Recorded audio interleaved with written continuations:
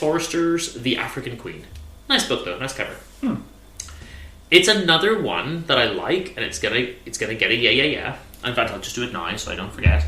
But it's that kind of mediocre yeah. Another bit mediocre, and another one that loses me a little bit in the second half, which I feel like has been a weird trend this month. So, African Queen is a ship. Oh, okay. It's not about a person. Ship with a P. Yes. Yeah. Ah, yes. African Queen is a ship. I thought we were just having to bleep that for a moment. No. And basically the book has two characters in it. Okay. There's a lady and a guy. They're trying to escape because they're in Africa. I guess they are on the side of the English, but the Germans have come, and it's during your kind of World War II era, and there's going to be fighting. The guy is like, well, probably don't want to get involved in that, so I'm just going to go off on this boat and leave. And with the lady who kind of happens to be there at the time, he's like, cool, so the two of us just hide, basically. All right, yeah. So off they go on a boat. You know that it's not my favourite setting, and this entire book takes place on a boat. Boat or war. Yeah, so So already it's something saves it, which you'll guess probably easily enough. Can we have a naval battle book for you? Oh, no. Just combine the two. Yeah, a real one as well, just like tactics, naval tactics. That would be fantastic. I can find one. So the guy is called Allnut, Lovely. and the woman is called Rose. Alright, fine. So He has a better name. she's a bit perplexed that he wants to escape. She wants to, quote, do something for England.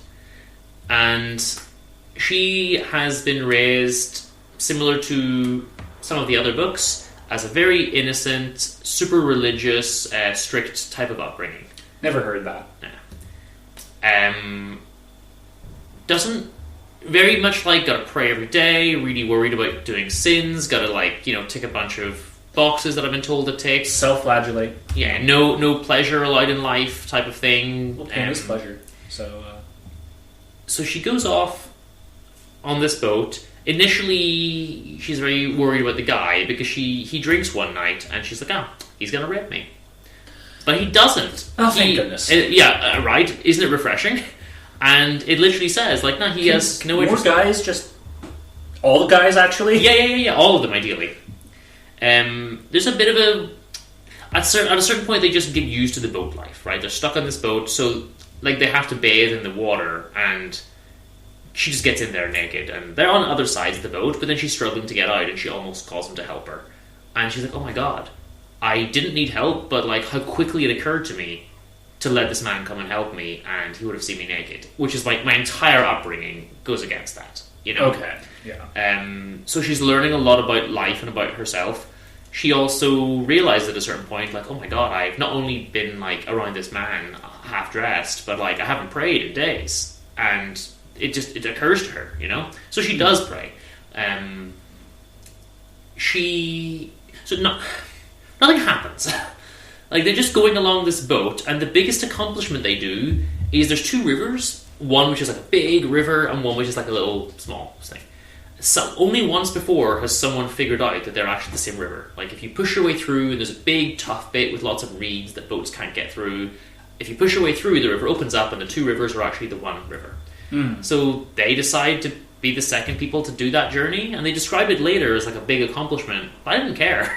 It didn't really interest me, And there's a long bit about them getting through the reeds, and then they see a German boat, and they have to come, and they have to cut some reeds down, and they have to maneuver their boat in around, behind them and not be seen. I was like, okay, that's something, I guess. The only thing that saves the book for me, and the reason I liked it, is the romance story. Shock. Okay, yeah. So initially, neither of them want that, and he had a mistress who ran off or whatever anyway. She's not interested in anything around those, But at a certain point, they're just there together, looking up at the moon and having a chat, and of course, it's almost inevitable, just they're stranded alone and they just get close to each other, and there it is. And he eventually kisses her, And I'm like, oh no, she was really worried he was going to rape her. And then the book says she was conscious of pain, which made her put her arms around Almut's slight body and press him to her, holding him to her breast while he did his will, her will, upon her. I'm really glad they added the her will. Yes, that is very important, and thank you. Yeah, thank you, because so many of these books, But, Right, do I have to be worried next month? I don't remember, but maybe. Actually, It's your fault. maybe not. I don't know. Upper class, hopefully I not. know we might get away with it next month. We'll see. So, also at one point they use, like, his clothes just fall apart after time on this boat and getting it out of the water and everything. Most of her underwear has been used to, like, wrap up their hands while they're, like, moving boat parts and rebuilding bits. She keeps making do repairs and things. He ends up having to wear her underwear. What happened to the ship? It's just old and needs repairs now. Okay. And she also wants him to build torpedoes. So he's trying to make torpedoes, like homemade torpedoes, to attack a German ship if they see one, basically. And he's really reluctant to do it, and they have a big fight about it, but then he falls in love with her and just does it anyway. Sounds like a Swiss Family Robinson type situation or something. Which, do I need to read that? Hold on. So, one nitpick I have is that he's on the side of rationality in the beginning until he falls in love with her, then he's cool, like, well, I guess I'll just do her wacky plan then. And go all in with it.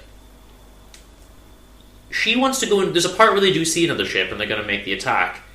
And then I don't like the toxic gender roles. When she's like, well, I'll do it because it was my idea. And he's kind of like, no, like, I can't let you do that, Almost like as the guy, I'm the one who's going to have to risk his life. You stay here and be safe, even though it's entirely your fault that we're here and your plan, and I'll go risk my life for you. And I found that gross. Fair enough, yeah. Doesn't work anyway, they get captured, but more on that in a second. I liked seeing... The plot all comes at the end again. I liked seeing their connection with each other, but other than the beginning and the end, most of this book is just like, we're sailing along. And here are some reads, and, some repairs to the boat, or just long descriptions of navigating through water. And I didn't care about that, Yeah. I'm curious if you would like Heart of Darkness ever. To me, that is one of those peak classics that's hard enough to read, but tells a very interesting story to me. Or there's so much symbolism and depth to it. I've heard of it at least.